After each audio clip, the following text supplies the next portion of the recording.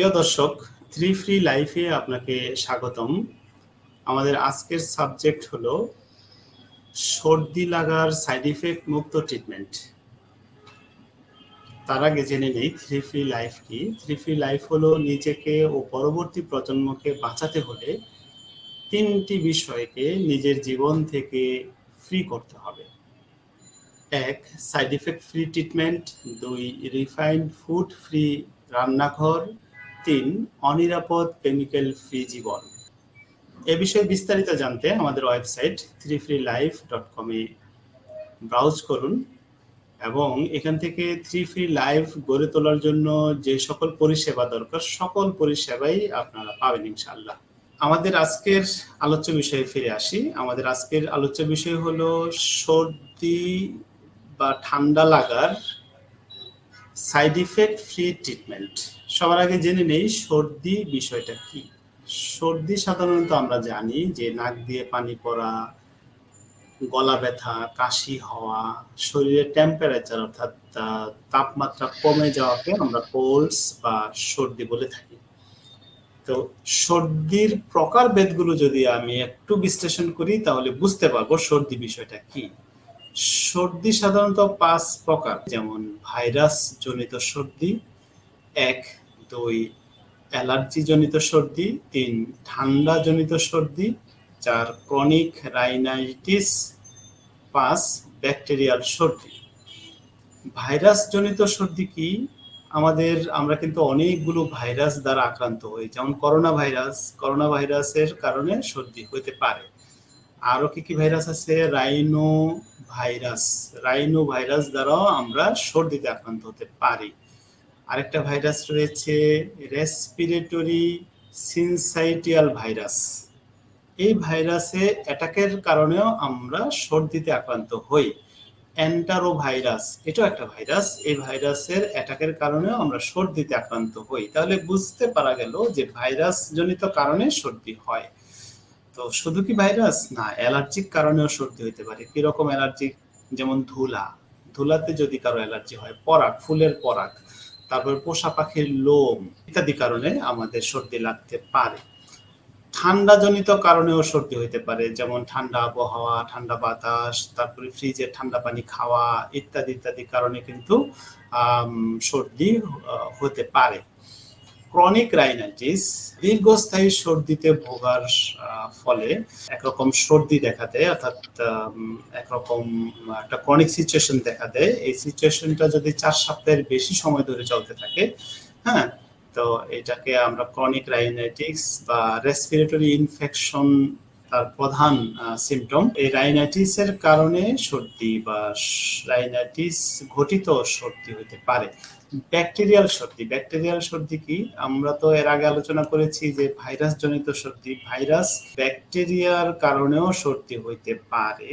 এই সর্দি যেমন শ্লেষ্মা ঘন হলুদ হবে, সবুজ বর্ণের শ্লেষ্মা হবে, তারপরে সাইনাসগুলোতে প্রদাহ সৃষ্টি হতে পারে ব্যাকটেরিয়ার কারণে, নাক বন্ধ হয়ে যেতে পারে ব্যাকটেরিয়ার কারণে। তো ব্যাকটেরিয়া ঘটিত সর্দিও আমাদের মধ্যে দেখা দেয়। ইত্যাদি অনেক কারণ, আমি তো বললাম কারণগুলো। তো এই পর্যায়ে এসে আমি আমার সাথে উপস্থিত রয়েছেন হাকিম আসাদুজ্জামান স্যারের নিকট জানতে চাই যে আমি তো প্রকারভেদগুলো আলোচনা করলাম, আপনি একটু সর্দির কারণ নিয়ে যদি একটু আলোচনা করতেন। ধন্যবাদ স্যার। সর্দির কারণ নিয়ে তো আপনি আলোচনা করে ফেলেছেন, তারপরও আমি ইউনানি কারণটা বলতেছি যে ইউনানি মতে কেন সর্দি হয়। অ্যাকচুয়ালি ইউনানি মতে সর্দি হওয়ার দুটা মূল কারণ আছে। একটা কারণ হলো যদি কোনো ব্যক্তি এবং সে যদি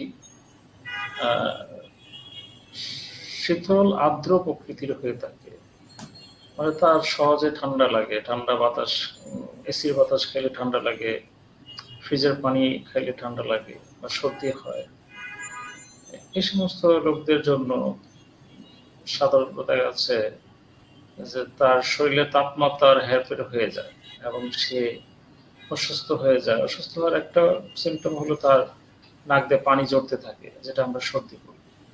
এই সমস্ত লোকদের জন্য সর্দির একটা বড় কারণ হলো তার সোয়ে মেজাজ বলগম, বা যেটা মানে ফ্ল্যাগোমেটিক প্রবলেম, জানেন, তার ফ্ল্যাগমের মধ্যে যদি কোনো সমস্যা হয় তখন তার ফুসফুসে সমস্যা হতে পারে, ওটার কারণে সর্দি হতে পারে, তার নাকের মানে নাক এবং যেটাকে সাইনাস বলি আমরা, এই সাইনাসে যদি কোনো মানে প্রবলেম দেখা দেয় বা শরীরে অতিরিক্ত পানি জমতে থাকে, সেটার কারণে তার এই প্রবলেমটা হতে পারে।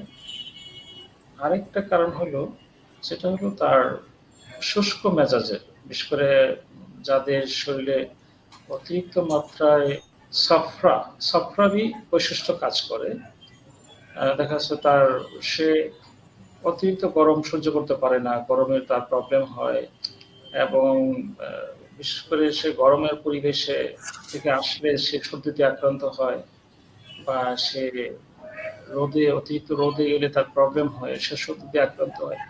এই সমস্ত ব্যক্তির জন্য যে কারণটা সেটা হলো সুইমেজ সফরার।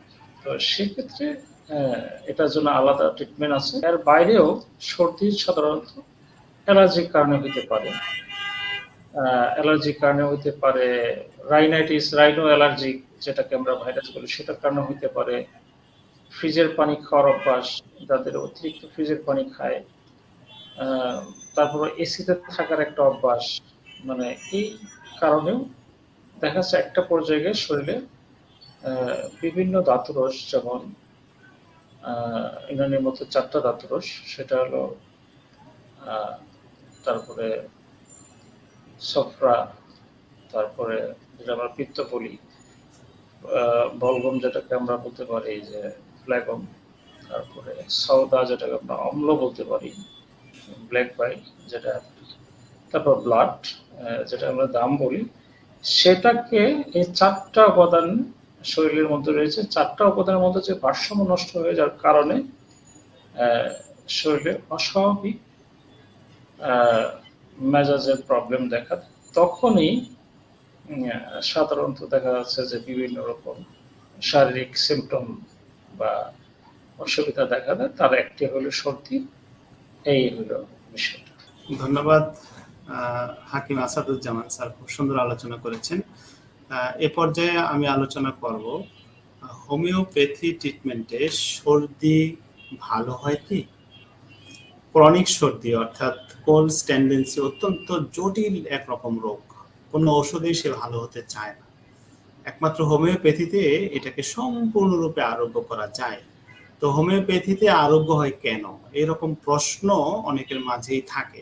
তো হোমিওপ্যাথিতে আরোগ্য হওয়ার মেইন কারণটা হলো হোমিওপ্যাথি সিমটোমেটিক ট্রিটমেন্ট দেয়। সিমটোমেটিক ট্রিটমেন্ট কি? অর্থাৎ সে রোগীর হাজার, মানে একই রোগ, সর্দি রোগে আক্রান্ত হাজারটা পেশেন্ট থেকে আলাদা করে বেছে নিয়ে রোগীকে আলাদা করে ওষুধ দিতে পারে। অর্থাৎ 1000টা পেশেন্ট হলে 1000 পেশেন্টের জন্য দেখা যাবে যে 1000 রকম ঔষধ রয়েছে হোমিওপ্যাথিতে। তো এই ওষুধগুলোকে কিভাবে দেওয়া হয়, যদি আমি এই বিষয়টা একটু বিশ্লেষণ করি, তাহলেই বুঝতে পারবেন যে হোমিওপ্যাথিতে কেন সর্দি রোগী আরোগ্য হয়। যেমন ধরুন, কোনো একজন রোগী সর্দিতে আক্রান্ত হয় একদিন পর পর, অর্থাৎ আজকে সে সর্দিতে আক্রান্ত হয়েছে, তার নাক দিয়ে পানি পড়তেছে, গলা ব্যথা হয়ে গেছে, সর্দির পাশাপাশি ছোট ছোট কাশিও আছে, কিন্তু কালকে নাই, আবার তার পরের দিন আছে। এই যে তার এই প্রবলেমটা হচ্ছে একদিন পর পর, এই একদিন পর পর কেন? সবাই তো একদিন পর পর না, সবাই কি একদিন পর পর? এই যে পেশেন্টটা একদিন পর পর, আজকে ভালো, কাল সর্দি, তারপর দিন ভালো, এই যে একটা বৈশিষ্ট্য, এটাকে আপনি কখনো পরীক্ষা করে ল্যাব টেস্টে ধরতে পারবেন না। কিন্তু হোমিওপ্যাথি ধরতে পারবে, ঔষধ দিতে পারবে, এবং অন্য সবাইকে যে ওষুধ দিবে তাকে ওষুধ দিবে না, আলাদা করে ওষুধ দিতে পারবে, এবং আলাদা করে ওষুধ দিতে পারবে বলে সে ভালো হবে। এইটা হোমিওপ্যাথিতে আরোগ্য হওয়ার একটা রহস্য। আরেকটা এরকম সিমটম বলি, যেমন কারো সর্দি যখন রাতে ঘুমায়, ঘুমন্ত অবস্থায় নাক দিয়ে একেবারে পানি পরে পরে বালিশ ভিজে যায়। আবার অন্য একজন আছে, সারাদিন নাক দিয়ে পানি পড়তেছে, কিন্তু যখন সে ঘুমায় তখন নাক বন্ধ থাকে, অর্থাৎ নাক দিয়ে কোনো পানি আসে না, ড্রাই হয়ে যায়। তাহলে দুইটা মানুষের মধ্যে আলাদা। এই যে দুইটা মানুষের মধ্যে আলাদা, আবার অন্য অনেক মানুষের সিমটম কিন্তু একরকম না। ঘুমাচ্ছে, নাক দিয়ে পানি পড়তেছে, টপ টপায় পানি পড়তেছে, এই সিমটমটাকে বিবেচনায় নিয়ে ঔষধ দেওয়ার যোগ্যতা হোমিওপ্যাথির আছে। এবং এটা কেন হয়, এই কেনর উত্তর কিন্তু কোনো ল্যাব টেস্টে দিতে পারবে না, একমাত্র হোমিওপ্যাথিতেই দিতে পারবে। আরেকটা সিমটম বলি, যেমন চেঞ্জ টেম্পারেচার। টেম্পারেচার চেঞ্জ বলতে কোনো রকম আবহাওয়ার পরিবর্তন, এখন যে আবহাওয়া আছে কোনো সমস্যা নেই, সে ভালো আছে, একটু আবহাওয়ার টেম্পারেচার চেঞ্জ হবে, অসুস্থ হয়ে পড়বে, গরম হলে হচ্ছে অসুস্থ হবে, সর্দি লেগে যাবে, আবার ঠান্ডা হলেও সর্দি লেগে যাবে। এই যে এই পার্সনটাকে আলাদা করে খুঁজে বের করে এই পার্সনটার জন্য আলাদা করে ঔষধ দেওয়ার যোগ্যতা হোমিওপ্যাথির আছে, এবং আছে বলেই রোগীটা সম্পূর্ণরূপে ভালো হবে। আরেকটা হলো এয়ার চেঞ্জ, বা ওপেন এয়ার কিরকম, যেমন সে যখন ঘরের দরজা জানালা বন্ধ করে থাকে তার কোনো সর্দি টর্দি লাগে না, সে ভালো আছে। কিন্তু যখন সে একেবারে খোলামেলা আবহাওয়ায় ঠান্ডা বাতাসে বা খোলামেলা বাতাসে যখন সে যায়, তার নাক দিয়ে পানি পড়া শুরু হয়ে যায়। এই সিমটম গুলোকে আলাদা আলাদা করে বিশ্লেষণ করে হাজার রোগীর মধ্য থেকে রোগীকে স্পেসিফিকলি চিন্তা করে স্পেসিফিক ঔষধ দেওয়ার যোগ্যতা একজন হোমিওপ্যাথি আছে বলে হোমিওপ্যাথিতে রোগ আরোগ্য হয়। এ পর্যায়ে আমাদের যে লক্ষ্যটা হলো কি, যে রোগীকে আমরা সাইড ইফেক্ট মুক্ত ট্রিটমেন্ট দেব। আর আমরা যে প্রতিদিন ভেষজ লতা পাতা গুল্ম আমরা যেগুলো খাই, আমাদের আশেপাশের যে লতা পাতাগুলো আছে, গাছ তরুলতা, এগুলো থেকে হেল্প নেওয়া অনেক বড় একটা সাবজেক্ট, আদিকাল থেকে আমরা নিয়ে আসছি। এই বিষয়ে আলোচনা করবেন হাকিম আসাদুজ্জামান স্যার, যে ভেষজ চিকিৎসায় সর্দি রোগ কতটা ভালো হয়। ধন্যবাদ। সর্দি নিয়ে আরেকটা কথা বলতেই হয়, সেটা হলো যে সর্দি বেসিক্যালি প্রকৃতির মাঝে অনেক ওষুধ আছে বা অনেক ভেষজ আছে, লতাগুল্ম আছে, এমনকি আমাদের রান্না করেও যে একটা মানে একটা বিশাল সর্দির চিকিৎসার একটা সংগ্রহশালা বলতে পারি, সেটা আমরা অনেকেই জানি। বিশেষ করে আদা, রসুন, পেঁয়াজ, তারপরে আপনার সরিষা, এরকম অনেক কিছু আছে যেগুলি দিয়ে সর্দি সেরে ফেলা সম্ভব। যেমন টপ টপ করে পানি পড়তেছে, আপনাদের যে সর্দি, সেক্ষেত্রে সরিষা বাটা তো যে আপনি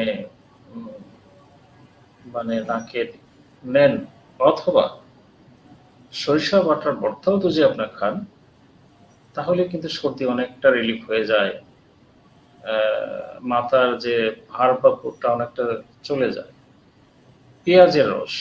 পেঁয়াজের রসটাকে আমরা যদি নাকে টানতে পারি, তাহলে সর্দি অনেকটা রিলিফ হয়।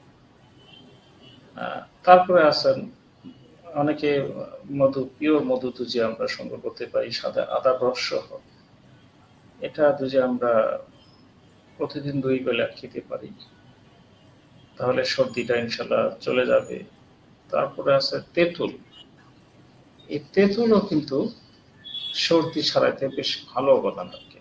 কাঁচা তেঁতুল, যেটা আমরা পাকা না, কাঁচা তেঁতুল, তার কাঁচা তেঁতুলের পাতা, সেটা আমরা দেখা যাচ্ছে যে জাল দিয়ে ওইটা পানিটা খেতে পারি, অথবা কাঁচা তেঁতুলকে আমরা জাল দিয়ে এটা পানিটা খেতে পারি, তাহলে এই যে ঠান্ডা লাগাটা এটা অনেকটা রিলিফ হয়ে যাবে। তারপরে সাতিম নামে একটা গাছ আছে, এটার ছালকে দুধের সাথে জাল দিয়ে এটাকে ঠান্ডা করে আমরা খেতে পারি। তারপরে যে জিনিসটা আমাদের দেশে খুব ব্যাপকভাবে প্রচলিত সর্দি, সেটা হলো আদা লেবু চা। আদা এবং লেবু চা যদি কেউ প্রপারলি তৈরি করতে পারে, তাহলে ইনশাল্লাহ তার সর্দি সেরে যাবে। এটা হলো সবজির বিষয়গুলি বললাম। তারপরেও এটার পার্টিকুলার মেডিসিন রয়েছে, ঠিক আছে, এটাও রোগী অনুযায়ী সেটাকে দিতে হয়। তো ধন্যবাদ হাকিম আসাদুজ্জামান, খুব সুন্দর আলোচনা করেছেন। আমাদের ওয়েবসাইট threefreelife.com এ ঢুকে সর্দি রিলেটেড যে ভেষজগুলো আছে এই ভেষজগুলো আপনারা পাউডার ফর্মে কিনতে পারবেন, কিছু কিছু ক্ষেত্রে গাছ কিনতে পারবেন, অর্থাৎ গাছের চারা কিনতে পারবেন, তারপর সিরাপ ফরম্যাটে কিনতে পারবেন। এছাড়াও থ্রি লাইফ বাস্তবায়ন করার জন্য যে বিষয়গুলো, যে উপকরণগুলো দরকার এবং যে ট্রেনিংগুলো দরকার, এখানে আপনারা সবকিছুই threefreelife.com থেকে পাবেন। থ্রি লাইফ বিষয়টা কি? থ্রি লাইফ বিষয়টা হলো নিজেকে ও পরবর্তী প্রজন্মকে বাঁচাতে হলে আমাদের জীবন থেকে 3টা বিষয়কে ফ্রি করতে হবে। 1, side effect free treatment, 2, refined food free রান্নাঘর, 3, অনিরাপদ কেমিক্যাল ফ্রি জীবন। এই 3টা বিষয়কে ফ্রি করুন, এই বার্তা দিয়ে শেষ করছি। আসসালামু আলাইকুম ওয়া রাহমাতুল্লাহি ওয়া বারাকাতুহু।